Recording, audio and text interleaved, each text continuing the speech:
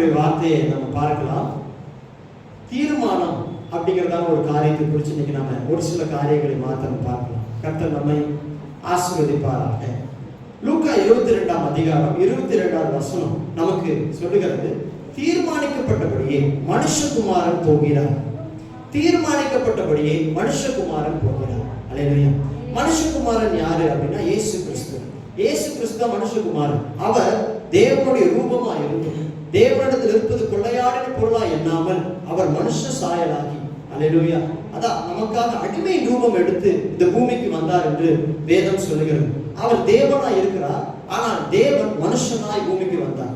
இதுதான் நம்ம மனுஷகுமாரன் அப்படின்னு சொல்றோம். அப்போ இயேசு கிறிஸ்து தேவனா இருந்தும் அவர் ஒரு கடவுளா இருந்தும், ஆமென், அவரை விசுவாசிக்கிறவர்களுக்கு அநேக அற்புதங்களை அவர் செய்கிறவரா இருந்தும் அவருக்கும் தீர்மானத்தின்படியே நடக்கிற ஒரு காரியம் கொடுக்கப்பட்டிருக்கிறது. அதை நாம் பார்க்கணும்.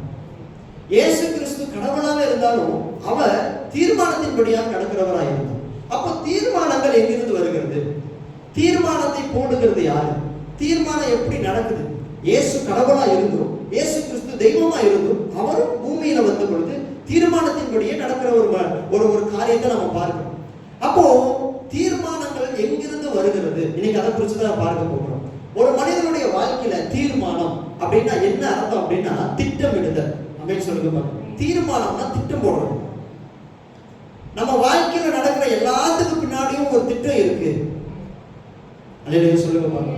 இந்த திட்டம் எங்கிருந்து வருது அப்படின்னு பார்த்தா வேதத்தை நம்மளால பார்க்க முடியும். அது பரலோகத்திலிருந்து அந்த திட்டம் இருக்கு.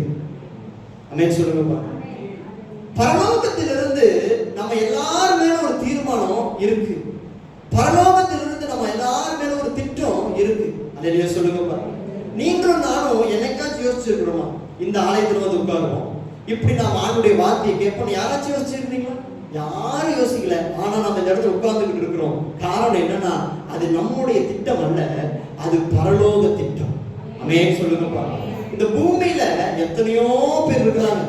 படிச்சவங்க இருக்கிறாங்க, ஞானிகள் இருக்கிறாங்க, பணக்காரங்க இருக்கிறாங்க, நம்ம தெருவில் இருக்கிறவங்க இருக்கிறாங்க, நம்ம வேலை செய்யற இடத்துல எத்தனையோ பேர் இருக்கிறாங்க. ஆனாலும் நாம ஏன் இந்த இடத்துல உட்கார்ந்துகிட்டு இருக்கிறோம்னா நம்ம மேல பரலோகம் வச்சிருக்கிற திட்டம் அப்படி. அல்லேலூயா சொல்லுங்க பாருங்க. அல்லேலூயா.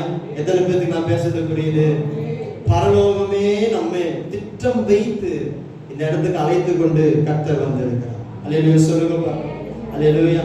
அதனாலதான் பைபிள்ல ரோமர் 8ஆம் அதிகாரம் 28வது வசனம் இப்படி சொல்லுது, அன்றையும் அவருடைய தீர்மானத்தின்படி அழைக்கப்பட்டவர்களாய். ஆமென் சொல்லுங்க பாருங்க. அவருடைய தீர்மானத்தின்படி அழைக்கப்பட்டவர்களா. எனக்கு பிரியமான ஆண்டவருடைய பிள்ளைகளே, தீர்மானங்கள் திட்டங்கள் ஒவ்வொன்றும் நம்ம நினைக்கிறோம் நான் தான் திட்டம் போடுறோம் அப்படின்னு கிடையாது. நீங்க திட்டம் போடுறது ஒரு பக்கத்துல இருந்தாலும் நம்மளை குறித்த பரலோகத்துல ஒரு திட்டம் எப்போ இருந்துகிட்டே இருக்கு. அல்லேலூயா சொல்லுங்க.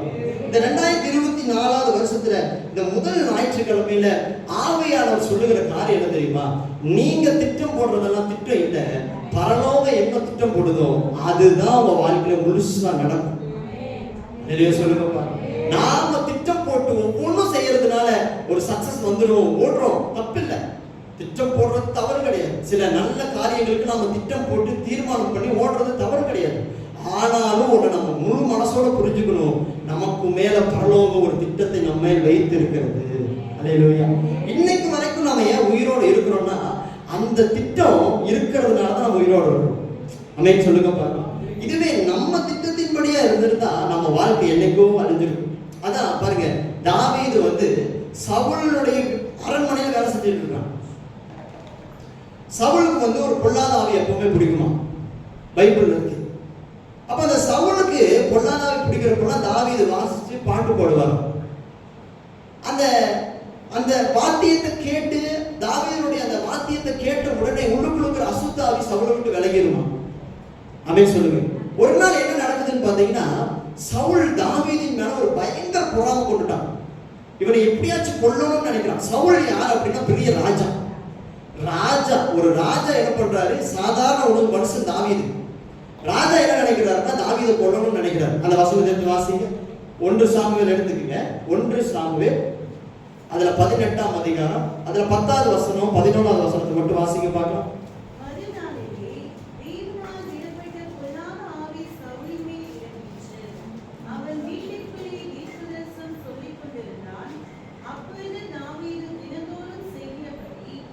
கையினால் சுரமண்டலத்தை வாசித்துக் கொண்டிருந்தார். சவுலின் கையிலே ஈட்டி இருந்தது. சவுலின் கையிலே என்ன இருந்துச்சா சொல்லுங்க? ஈட்டி இருந்தது. அப்பொழுது சவுல் தாவீதை சுவரோடே சேர்த்து உருவ குத்தி போடுவை என்று ஈட்டியை அவன் மேல் எறிந்தான். பாருங்க, சவுல் யார் அப்படின்னா ராஜா. ஒரு ராஜா நினைக்கிறாரு இவனை கொல்லணும்னு. யாரும் தடை பண்ண வேண்டிய அவசியமே இல்லை. ராஜா நினைச்சா கொண்டுட்டு போயிட்டே இருக்கலாம். இன்னைக்கு போலீஸ் ஸ்டேஷன் இருக்கு, 4 பேர் பஞ்சாயத்து பண்றதுக்கு 4 பெரிய மனுஷங்க இருக்கிறாங்க. அன்னைக்கெல்லாம் அப்படியெல்லாம் இல்லை. ராஜா என்ன சொல்றோன்னு நினைக்கிறாரோ அதுதான் நடக்கும். அப்படி இருக்கிற அந்த காலத்துல ராஜா நினைக்கிறான் தாவீதை கொல்லணும். அமேன் சொல்லுங்க பாருங்க. ராஜா ஒரு மனுஷனை கொல்லணும்னு நினைச்சா கிட்டத்தட்ட அவன் செத்த மாதிரி தான். அமேன் சொல்லுங்க பாருங்க. ஏன்னா ராஜாவோட கையில இருந்து யாராலும் ஒரு மனுஷனை காப்பாற்ற முடியாது. ஏன்னா ராஜாவுக்கு அவ்வளவு வல்லமை இருக்கு. இப்ப இந்த ராஜா என்ன நினைக்கிறாருன்னா தாவீதை கொல்லணும்னு நினைக்கிறாரு. தாவீதை கொல்லணும்னு நினைச்சு அவனுடைய கையில் இருக்கிற அந்த ஈட்டியை எடுத்து நடக்க முடியுங்க ஓங்கி எறிகிறார். சவுல் ஈட்டி எத்தனையோ பேரை குத்தி கொண்டு இருக்குது சிஸ்டர், எத்தனையோ பேரை குத்தி கொண்டு இருக்குது. ஆனா சவுளுடைய ஈட்டி தாவீதை மட்டும் எதுவுமே பண்ணல. அந்த வசனத்தை திரும்ப வாசிங்க, அந்த வசனங்களை தொடர்ந்து வாசிங்க பார்க்கலாம். அப்பொழுது சவுல் தாவீதை சுவரோடே சேர்த்து உருவ குத்தி போடுவேன் என்று ஈட்டியை அவன் மேல் எறிந்தான். ஆனாலும் தாவீது விலகி 2 தரம் அவனுக்கு தப்பினான். அல்லேலூயா சொல்லுங்க பாருங்க. ஆனாலும் தாவீது விலகி 2 தரம் அவனுக்கு ஆமென் சொல்லுங்க பாருங்க தப்பினான். அல்லேலூயா. கவனிக்கிறீங்களா சிஸ்டர் பிரதர்? நான் உண்மையா ஒரு விஷயம் சொல்லட்டுமா? இந்த 2024ல உண்மையா இது நடக்கிற உண்மையான விஷயம் என்னன்னா, நம்ம வாழ்க்கையில எத்தனையோ நேரத்தில் நம்மளை அழிக்கணும்னு நம்மளை விட பெரிய மனுஷங்களை நினைச்சப்போ நம்ம இன்னைக்கும் ஏன் உயிரோடு இருக்கிறோம் தெரியுமா? அவங்க தீர்மானம் ஏன் நடக்காம போச்சு தெரியுமா? நம்ம குறித்து பரலோகத்தில் ஒரு தீர்மானம் இருக்கிறதுனால. அல்லேலூயா சொல்லுங்க பாருங்க. இன்னைக்கும் நம்ம உயிரோடு இருக்கிறோம். தாவீது ஒரு சாதாரண மனுஷன், சவுல் பெரிய ராஜா. ஒரு ராஜாவுடைய ஈட்டி வருகிற பொழுது தாவீது அதுல இருந்து தப்பிச்சு போறான் அப்படின்னா அது தாவீதினுடைய பலன் அல்ல, தாவீதின் மேல் கர்த்தர் வைத்திருந்த திட்டம். அப்படி நான் சொல்லட்டுமா, 2023ல எத்தனையோ ஈட்டி உங்களை உங்க குடும்பத்தை அழிக்கணும்னு வந்தது உண்மை. ஆமென் சொல்லுங்க பாருங்க. ஆனா அந்த ஈட்டி உங்களை சேதப்படுத்தாம நீங்க தப்பிச்சு நிக்கிறதுக்கு எதுக்காக தெரியுமா? உங்களை கொண்டு பரலோகம் ஒரு திட்டத்தை வைத்திருக்கிறது. அல்லேலூயா சொல்லுங்க பாருங்க. பரலோகத்தின் தீர்மானம் தான் உலகத்துல நடக்கும். எவ்வளவு பெரிய ராஜாவே வந்து முன்னாடி நின்று இவனுக்கு இதுதான் நடக்கும்னு சொன்னாலும் நீங்க பயப்பட வேண்டிய அவசியமே இல்லை. காரணம் என்னன்னா பரலோகம் நம்ம மேல ஒரு திட்டம் வச்சுதான் ஆலயத்துக்குள்ள கூட்டிட்டு வந்து இருக்குது. அல்லேலூயா சொல்லுங்க பாருங்க. அல்லேலூயா. அந்த திட்டம் மட்டும்தான் உலகத்துல நடக்கும். சவுல் சொன்னா அது இஸ்ரவேல் ஜனங்க எல்லாரும் கேட்பாங்க. சவுல் ஒரு சட்டம் போட்டானா இஸ்ரவேல் ஜனங்கள் அப்படியே கட்டுப்படுவாங்க. ஆனா சவுலால கூட தாவீதை ஏன் கொல்ல முடியல தெரியுமா? தாவீதின் மேல் இருந்த திட்டம் பரலோகத்தில் இருந்து கொடுக்கப்பட்டது. அல்லேலூயா சொல்லுங்க பாருங்க. அதை எந்த மனிதனாலும் தடை செய்யவே முடியாது. அததான் சொல்றேன், நம்ம மேல் ஒரு தீர்மானம் பரலோகத்தில் இருந்து வைக்கப்பட்டிருக்கிறது. எத்தனை பேர் விசுவாசிக்கிறீங்க? அல்லேலூயா. 2023 எத்தனையோ மனிதர்கள் வார்த்தையினால் ஈட்டி மாதிரி வார்த்தைகள் உங்க மேல எழுதிருக்கலாம். எத்தனையோ சூழ்நிலைகள், எத்தனையோ சூழ்ச்சிகள் ஈட்டி மாதிரி உங்க மேல எரிஞ்சிருந்தாலும் இன்னைக்கும் நீங்க உயிரோட இருக்கிறீங்கன்னா அதுக்கு காரணம் உங்க மேல இருக்கிற தேவ சித்தம், தேவனுடைய தீர்மானம். அல்லேலூயா. அதான் பைபிள் சொல்லுது, அன்றியும் அவருடைய தீர்மானத்தின்படி அழைக்கப்பட்டவர்களாய் அவரிடத்தில் அன்பு கூறுகிறவர்களுக்கு சகலமும் நன்மைக்கு ஏதுவாக நடக்கிறது. அல்லேலூயா சொல்லுங்க பார்க்கலாம். எத்தனை பேர் அதை விசுவாசிக்கிறீங்க? அப்படியே ஆண்டவர் சொல்லுங்க பார்க்கலாம். என்ன ஆளாக்கி என்ன பாதுகாக்கிற ஆண்டவரே உமக்கு நன்றி. 2023ல போக வேண்டிய ஜீவன் இன்னைக்கு உயிரோட இருக்குதுன்னா அதுக்கு காரணம் என் பலனோ என் திட்டமோ அல்ல, அவருடைய திட்டம் என் மேல இருக்குது, என் குடும்பத்தின் மேல இருக்குது. குறிப்பார்த்து எறியப்பட்ட சவுலின் அம்புகள் திசை மாறி போக செய்த தயவு பெரியது. அல்லேலூயா. எதற்கு சொல்றீங்க? குறிப்பார்த்து எறியப்பட்ட சவுலின் அம்புகள் திசை மாறி போக செய்த தயவு பெரியதே. குறிப்பார்த்து எறியப்பட்ட சவுலின் அம்புகள் திசை மாறி போக செய்த தயவு பெரியதே. ஒரு அடியின் தூரத்திலே கண்ட மரணத்தை தடுத்து நிறுத்தி பாதுகாத்த தயவு பெரியதே. உங்க தயவை பாட ஜீவனுள்ளதே. உங்க தயவு பெரியதே. உங்க தயவு சிறந்ததே. உங்க தயவு என்னை சேதமின்றி பாதுகாக்குதே. உங்க தயவு பெரியதே. உங்க தயவு சிறந்ததே. உங்க தயவு என்னை சேதமின்றி பாதுகாத்ததே. ஒரு சேதமின்றி தலைமுறையாய் பாதுகாத்ததே. ஆமென் சொல்லுங்க பாருங்க. எத்தனை பேர் அதை உணர முடியுது? அல்லேலூயா சொல்லுங்க பாருங்க. உண்மை சிஸ்டர், உண்மை பிரதர். பிள்ளையா மாதிரி அதாவது குறி சொல்லுகிற சில மனிதர்கள் நமக்கு பின்னாடி நின்று அமேன் சொல்லுங்க பார்க்கலாம். அமேன் பாலாக் மாதிரி ஒரு பெரிய ராஜாக்கள் தான் வந்து இவங்களை எப்படியாச்சும் அழியணும்னு மந்திரங்கள் செய்வனைகள் பாருங்க. பிள்ளையா மாதிரி குறி சொல்லுகிற சில மனிதர்களுக்கு முன்பாக நம்மளை நிறுத்தி இவங்களுக்கு மந்திரம் பண்ணுங்கன்னு சொல்லி கூட அவங்க மந்திரம் படிக்காமல் போனதுக்கு காரணம் என்ன தெரியுமா? நம்ம கர்த்தர் வைத்திருக்கிற திட்டம் பெரியது. அல்லேலூயா சொல்லுங்க பார்க்கலாம். எத்தனை மனிதர்கள் வந்தாலும் கர்த்தருடைய கைகளில் இருந்து நம்மை பிரிக்கவே முடியாது. காரணம், பரலோகம் நம்மேல் ஒரு திட்டத்தை வைத்திருக்கிறது. இது எத்தனை பேரால உணர முடியுது? அல்லேலூயா. இன்னைக்கு உங்க வாழ்க்கையில எப்படிப்பட்ட சூழ்நிலை நடக்குதுன்னு எனக்கு தெரியாது. அது உங்களுக்கு ஒருவேளை சந்தோஷம் இல்லாத ஒரு சூழ்நிலையா கூட இருக்கலாம். ஆனா பைபிள் சொல்லுது, அவருடைய தீர்மானத்தின்படி அழைக்கப்பட்டவர்களுக்கு சகலமும் நன்மைக்கு ஏதுவாகத்தான் நடக்கிறது. அப்போ நான் நம்புறேன், உங்க வாழ்க்கையில் நடக்கிற தீமை கூட, தீமையான சூழ்நிலைகள் கூட நன்மைக்கு ஏதுவாகத்தான் நடந்து கொண்டு இருக்கிறது. நிச்சயம் இந்த உலகம் ஒரு நாள் உங்களை பார்க்கும். அன்னைக்கு ஆச்சரியப்படும். அல்லேலூயா சொல்லுங்க பார்க்கலாம். எத்தனை பேர் இதை விசுவாசிக்கிறீங்க? அல்லேலூயா அல்லேலூயா சொல்லுங்க. உங்க தயவு பெரியதே. உங்க தயவு சிறந்ததே. உங்க தயவு என்னை சேதமின்றி பாதுகாத்ததே. உங்க தயவு பெரியதே. உங்க தயவு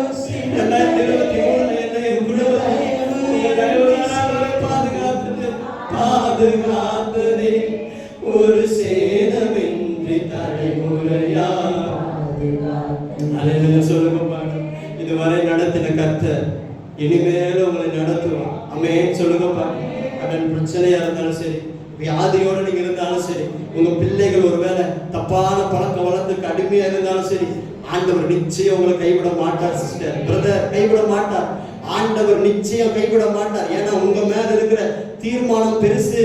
ஆண்டவர் உங்களை அழைச்சது ஏதோ நம்பர் 99 ஆள் இருக்கிறாங்க, இன்னும் ஒரு ஆள் வேணும்னு சொல்லிட்டு உங்களை கூப்பிடல. உங்க மேல ஒரு திட்டத்தை வச்சுதான் உங்களை கூப்பிட்டுருக்காரு. அல்லேலூயா சொல்லுங்க பாருங்க. ஏதோ கணக்கு சேர்த்தணும், ஒரு சபையில ஒரு 4 பேர்த்த சேர்த்தணும்னு உங்களை கூட்டிட்டு வரல கர்த்தருக்கு, சர்ச்சுக்கு. உங்களை கொண்டு ஒரு திட்டத்தை கர்த்தர் வச்சுதான் கூப்பிட்டு வந்திருக்காரு. நான் உறுதியா நம்புறேன், இந்த வருஷம் அந்த திட்டத்தை உங்க கண்கள் கட்டாயம் பார்க்கும். எத்தனை பேர் விசுவாசிக்கிறீங்க? விசுவாசிக்கிறவர்கள் நல்ல கரங்களை தட்டி ஆண்டவருடைய நாமத்தை மேன்மைப்படுத்துறப்பா.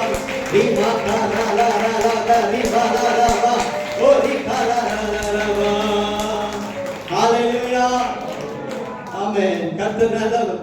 எத்தனையோ நேரத்துல 2023 அப்படியே நீங்க கொஞ்சம் அப்படியே பேக் பண்ணி பாருங்க.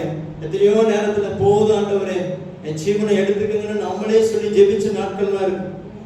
ஆமென் சொல்லுங்க பாப்பா. எதுக்கு நம்ம போய் நீ வாழ்ந்துக்கிட்டு?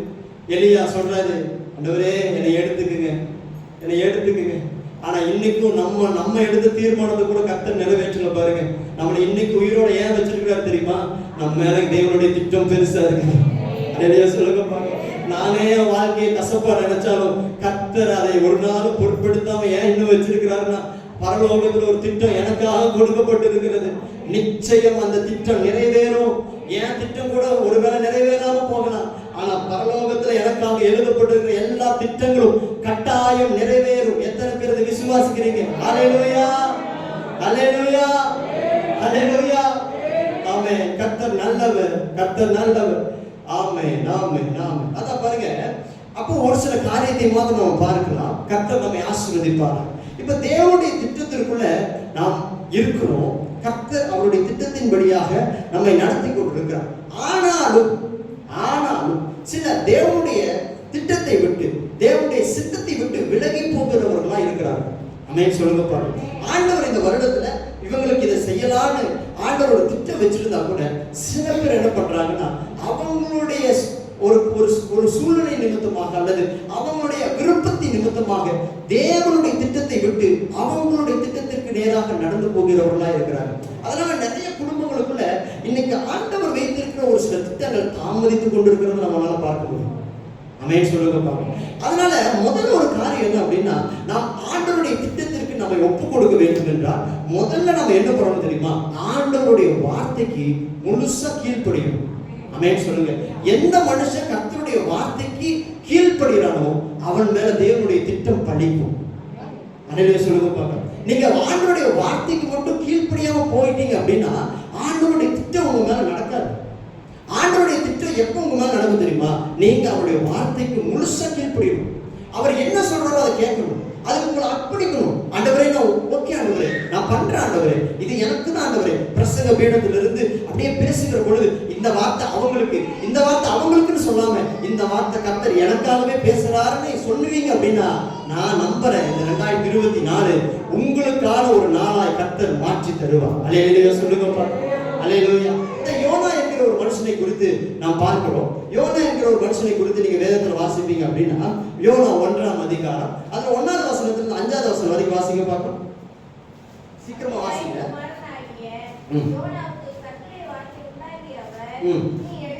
நீ எழுந்து மகா நகரமாகிய நினிவேவுக்கு போய் அதற்கு விரோதமாய் பிரசங்கி அவர்களுடைய அக்கிரமம்.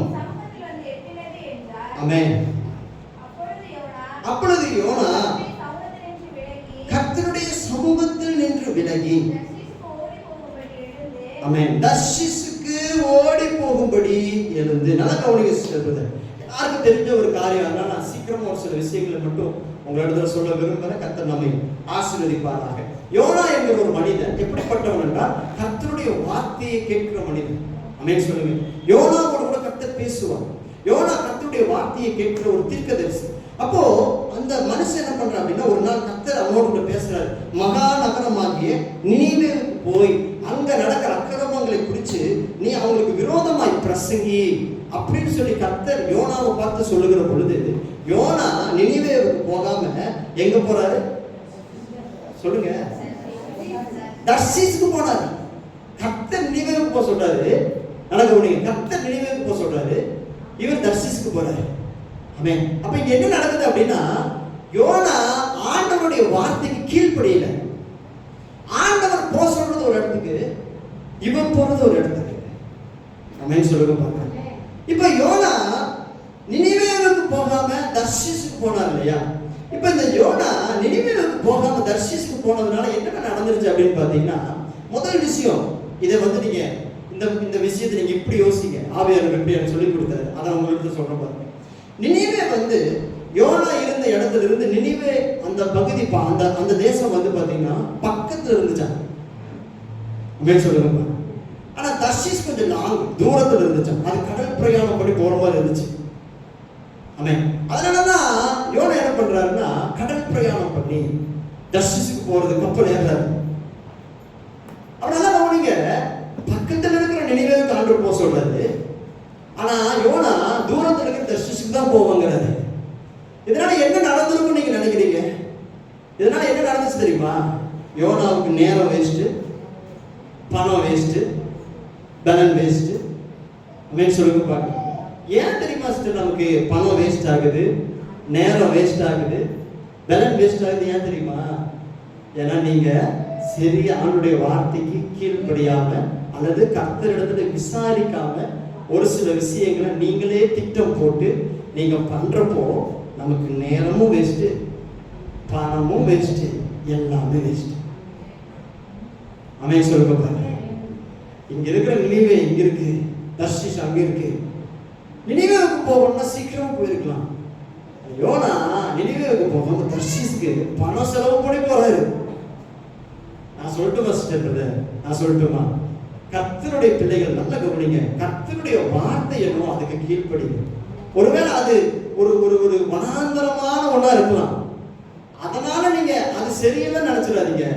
ஏன் அப்படின்னா நீங்க எவ்வளவு தூரம் ஓடினாலும் அது உங்களுக்கு வேஸ்டா போயிடும். அது வேஸ்டா போயிடும். அது ஒண்ணுமில்லாம போயிடும். அமேன் சொல்லுங்கப்பா. நான் பேசுறது எத்தனை பேருக்கு புரியுது? அல்லேலூயா சொல்லுங்கப்பா. இந்த யோனா இவ்வளவு கஷ்டப்பட்டு எல்லாத்தையும் வேஸ்ட் பண்ணிட்டு போறாரு. இவர் யாருக்கு பிரயோஜனமா இருந்தாரு நீங்க நினைக்கிறீங்க?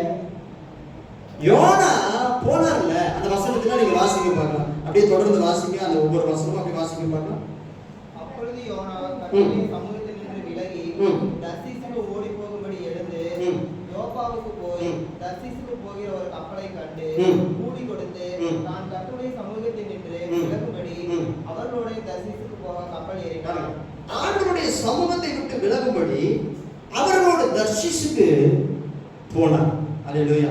அப்போ அடுத்த வசனத்தை வாசிங்க. கர்த்தர் சமுத்திரத்தின் மேல் பெருங்காற்றை வரவிட்டார். பாருங்க, அமைதியா இருக்கிற கடல், சாந்தமா இருக்கிற கடல், அமேன் சொல்லுங்க, ஸ்மூத்தா இருக்கிற கடல், திடீர்னு பெருங்காற்று வர்றதுக்கு காரணம் என்னன்னா இந்த யோனா தான் காரணம். அல்லேலூயா. இந்த யோனா என்ன பண்ணாருன்னா ஆண்டவருடைய வார்த்தைக்கு கீழ்ப்படியாததுனால கடல்ல பெரிய பிரச்சனை வருது, பெரிய கொந்தளிப்பு வருது. அப்ப என்ன நடக்குது பாருங்க, அது வாசத்தை அப்படியே வாசிங்க பார்க்கலாம். அதனாலே கடலிலே கப்பல் உடையும் என்று நினைக்கத்தக்க பெரிய கொந்தளிப்பு உண்டாயிற்று. அப்பொழுது கப்பற்காரர் பயந்து அவன் தன் தேவனை நோக்கி வேண்டுதல் செய்து பாரத்தை லேசாக்கும்படி கப்பலில் இருந்த சரக்குகளை சமுத்திரத்தில் எரிந்து விட்டார்கள். யோனாவோ வென்றால் கப்பலின் கீழ்த்தட்டில் இறங்கி போய் படுத்துக்கொண்டு அயர்ந்த நித்திரை பண்ணினான். ஆமென் சொல்லுங்க பாருங்க. அல்லேலூயா. யோனா ஆண்டவருடைய சமூகத்தை விட்டு விலகி போனோன்னே அவனுக்கு பணம் வேஸ்ட், டைம் வேஸ்ட், அதோட நின்றுச்சான்னு பார்த்தீங்கன்னா கிடையாது. யோனாவை யாரெல்லாம் ஏத்துக்கிட்டாங்களோ, ஆமென் சொல்லுங்க பாருங்க, யோனா கூட யாரெல்லாம் இருந்தாங்களோ அத்தனை பேர்த்துக்குமே யோனா என்னவா மாறிட்டான்? பிரச்சனையா மாறிட்டான். நான் பேசுறது புரியுது உங்களுக்கு? நான் பேசுறது எத்தனை பேருக்கு புரியுது? இல்லையா சொல்லுங்க பாருங்க. ஏன் சிஸ்டர், ஆசீர்வதிக்கப்பட்ட ஒரு மனுஷன் பிரச்சனைக்குரிய மனுஷனா ஏன் மாறான் தெரியுமா? நல்ல மனுஷன் ஏன் பிரச்சனைக்குரிய மனுஷனா மாறான் தெரியுமா? ஏன்னா கர்த்தருடைய வார்த்தைக்கு கீழ்ப்படியாம அவங்க திட்டத்தின்படி எப்ப நம்ம போக ஆரம்பிக்கிறோமோ பிரச்சனை நமக்கு மட்டும் இல்ல, பிரச்சனை நம்ம பக்கத்துல இருக்கிறவங்களுக்கு பிரச்சனை தான். நான் பேசுறது புரியுது? நீங்க பிரச்சனையே மாறிடுவீங்க, மற்றவங்களுக்கு பிரச்சனையே மாறிடுவீங்க. அல்லேலூயா சொல்லுங்க. உங்களை யாரெல்லாம் ஏத்துக்கிறாங்களோ, நான் இருக்கிறோம்பா தட்டி கொடுக்குறாங்களோ அவங்களே உங்களை என்ன பண்ணுவாங்க, ஒரு கட்டத்துல தூக்கி கடல்ல போடுகிற அளவுக்கு நீங்க பிரச்சனையா மாறிடுவீங்க. ஏன் இது நடக்குது? ஏன் நல்லா இருந்த வாழ்க்கை இப்படி மாறுச்சு அப்படின்னா ஒண்ணே ஒண்ணுதான், கர்த்தருடைய வார்த்தைக்கு கீழ்ப்படியாம நாம நம்முடைய திட்டத்தின்படி போறனால இப்ப மற்றவங்களுக்கெல்லாம் நம்ம பிரச்சனையா மாறிட்டோம். யோனா வராருனாலே ஒரு காலத்துல நான் நினைக்கிறேன் ஜனங்கள்லாம் யோனா தீர்க்கதரிசி வராரு, என்ன ஆண்டவருடைய வார்த்தை சொல்ல போறாரோ அப்படின்னு ஒரு வேளை கேட்டிருந்தாலும் கேட்டிருக்கலாம். அப்படி இருந்த மனுஷன் இன்னைக்கு எல்லாரும் பிரச்சனைக்குரிய மனுஷனை யோனாவை பார்க்க ஆரம்பிச்சிட்டாங்க. ஏன்ப்பா இந்த நிலைமை? ஏன் இந்த நிலைமைன்னா ஆண்டவருடைய வார்த்தைக்கு நீ கீழ்ப்படியாததுனால உன் வாழ்க்கை இப்படி மாறி போச்சு. அப்படி இருந்த வாழ்க்கை, அண்ணாந்து பார்த்து உனக்கு மரியாதை கொடுக்க வேண்டிய வாழ்க்கை, இன்னைக்கு எல்லாரும் உனக்கு கேவலமா பேசுற அளவுக்கு மாறினதுக்கு காரணம் என்னன்னா நீ ஆண்டவருடைய வார்த்தைக்கு கீழ்ப்படியல. அமேன் சொல்லுங்க பாருங்க, கீழ்ப்படியல.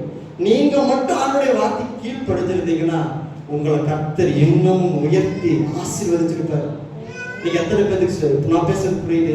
இங்க இருக்கிற ஒரு சில யோனாக்கள் யாராச்சும் இருப்பீங்கன்னா இன்னைக்கு ஆண்டவர் சமூகத்தில் நான் உங்களுக்காக அதிகமா பேசுறேன். தயவு செஞ்சு ஆண்டவருடைய வார்த்தையை விட்டுறாதீங்க, ஆண்டவருடைய வார்த்தைக்கு கீழ்ப்படிங்க. அமேன் சொல்லுங்க பாருங்க. அல்லேலூயா. அப்படி வார்த்தையை நீங்க யோனா புஸ்தகத்துல 15வது வசனத்திலிருந்து அப்படியே வாசிப்பீங்கன்னா உங்களுக்கு தெரியும். அந்த வசனத்தை மட்டும் வாசிக்கிறோம்னா 15வது வசனம்.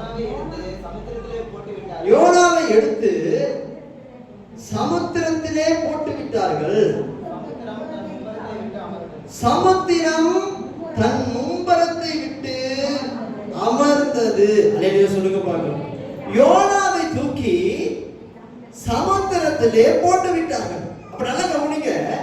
யோனாவுக்காக நான் இருக்கிறேன்ப்பா, நீ வா, உன பத்திரமா கொண்டு போய் நான் கரை சேர்த்துருவேன்னு சொன்ன மனுஷங்க இப்ப என்ன பண்றாங்க? பாதியிலேயே தூக்கி சமுத்திரத்தில் போடுறாங்க. அமேன் சொல்லுங்க பாருங்க. அல்லேலூயா. நான் பேசுறது புரியுது உங்களுக்கு? எத்தனை பேருக்கு இந்த அனுபவம் இருக்கு? நான் இருக்கிறேன்னு சொல்றாங்கன்ட்டு நீங்க ஆண்டோடைய வார்த்தையை விட்டுட்டு ஓடுறீங்க. அது வேணாப்பா, அதை விட்டு ஆண்டவர் பலமுறை சொல்லியும் சில பேர் நான் இருக்கிறேன் அவனுக்கு அப்படின்னு சொல்லி நீங்க ஓடுவீங்கன்னா, இன்னைக்கு நான் சொல்றேன், பாதியிலே அவங்களே தூக்கி உங்களை போட்டுருவாங்க. பாதியிலே போட்டுருவாங்க சார். நற்றாற்றுல உங்களை கை விட்டுருவாங்க. நற்றாற்றுல எல்லாரும் உங்களை சுமந்துட முடியாது. அமேன் சொல்லுங்க பார்க்கலாம். எல்லாரும் உங்களை சுமந்துட முடியாது. கொஞ்ச நாளுக்கு வேணா சுமக்கலாம். வாழ்நாள் ஃபுல்லா சுமக்கிறதுக்கு கர்த்தர் ஒருத்தரால மட்டும்தான் முடியும். அமேன் சொல்லுங்க பாருங்க. அல்லேலூயா. நீங்க பிரச்சனையா மாறாத வரைக்கும் உங்களை சுமப்பாங்க. நீங்க எப்ப உங்களுக்கு பிரச்சனையா மாறுறீங்களோ அடுத்த நிமிஷம் உங்களை விட்டுட்டு அவங்க போய்கிட்டே இருப்பாங்க. பாதியிலே விட்டு போயிடுவாங்க. அது எவ்வளவு நீ நேசிக்கிற அன்பா இருந்தாலும் சரி, அதுதான் மனுஷங்க. அதுதான் மனுஷங்க. இன்னைக்கு இருக்கிற நிலைமையை வச்சு உங்க வாழ்க்கையை டிசைட் பண்ணாதீங்க. ஆண்டவருடைய வார்த்தையை வச்சு நீங்க உங்க வாழ்க்கையை டிசைட் பண்ணுங்க. யோனாவுக்கு நான் இருக்கிறேன்னு கூட்டிட்டு போனோம், கடல்ல பாதியிலேயே தூக்கி. அமேன் சொல்லுங்க பாருங்க. அல்லேலூயா. நம்பினோர் நற்றாற்றில் கைவிட்டாலும் என்னை காப்பாற்ற நீர் உண்டு. நம்பினோர் நற்றாற்றில் கைவிட்டாலும் என்னை காப்பாற்ற நீர் உண்டு.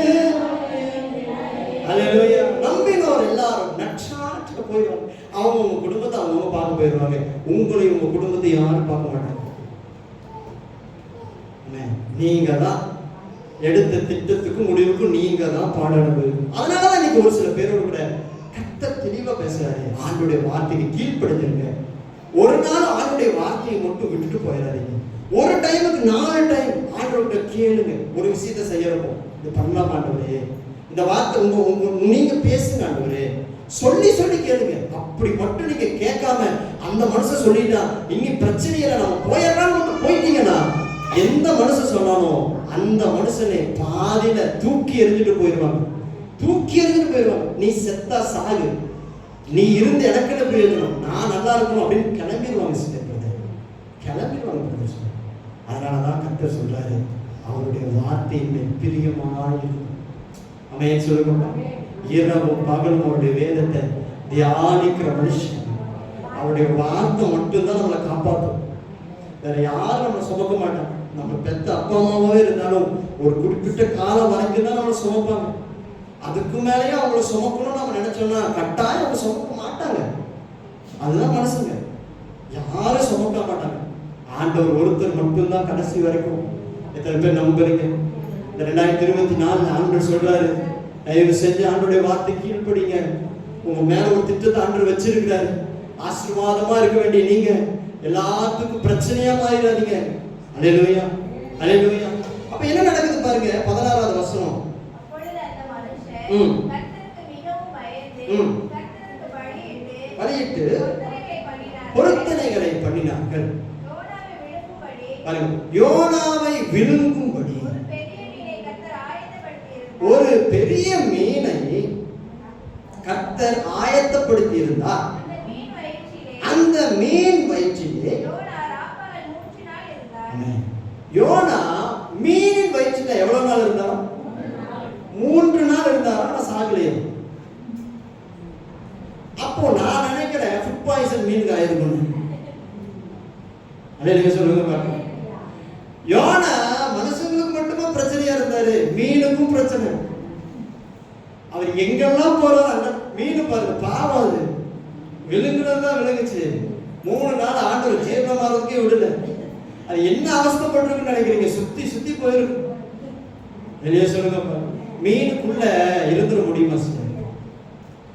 மீன் வறுத்து சாப்பிட்றப்போ நமக்கு ஸ்மெல் தெரியாது. அதே மீன் வெட்டுற இடத்துல, அதே மீனை கழுவுற இடத்துல நீங்க போய் நின்று பார்த்துருக்கிறீங்களா? அது மீன் வெளிப்பகுதியே அந்த வாசம் அடிக்குன்னா மீனுடைய உள்ள பகுதி எவ்வளவு நாத்த அடிக்கிறீங்க. யோனா அந்த கார்ட்டூன் எல்லாம் பார்த்தீங்கன்னா மீன் வயிற்றுல முழங்கால் போட்டு ஜெபம் பண்ற மாதிரி தான் காட்டியிருப்பாங்க. அது உண்மை கிடையாது. அவர் எப்படி இருந்திருப்பார் தெரியுமா? இப்படிதான் இருந்திருப்பார். அவன் சொல்லுங்க பாருங்க, அந்த குடல்ல அவர் இப்படி இருந்திருப்பாரு. இப்படியே எப்படி ஜெபம் பண்ணிருப்பாரு, ஆண்டவரே ஆண்டவரே ஆண்டவரே அல்லேலூயா. மீனுக்கு கூட கடைசியில் பிரச்சனை ஆயிட்டார் யோனா. மீன் யோனாவை துப்பிட்டு கையெடுத்துச்சுன்னா கையெடுத்து கும்பிட்டு, சாமி உன்னை நான் விலகணும் பாருயா, எங்கிருந்தையா வந்த எனக்கு அல்லேலூயா. 3 நாளா படாத பாடு. 3வது நாள் யோனா கரை சேர்ந்து அப்ப சொல்றான், இப்ப ஆண்டவருக்கு நான் கீழ்ப்படிவேன். அல்லேலூயா சொல்லுங்க பாருங்க. என் நெருக்கத்தை கர்த்தர் அறிந்தார். எத்தனை பேர் விசுவாசிக்கிறீங்க சார்? எத்தனை பேர் நம்புறீங்க? நான் நம்புறேன். யோனாவே, நீ மட்டும் ஆண்டவருடைய வார்த்தைக்கு கீழ்ப்படுத்திருந்தா இது நடந்திருக்குமா? ஆனாலும் இந்த விஷயத்துல இன்னொரு என்ன தெரியுமா? யோனா மேல கர்த்தருடைய திட்டம் இருந்துச்சு. என்ன திட்டம்?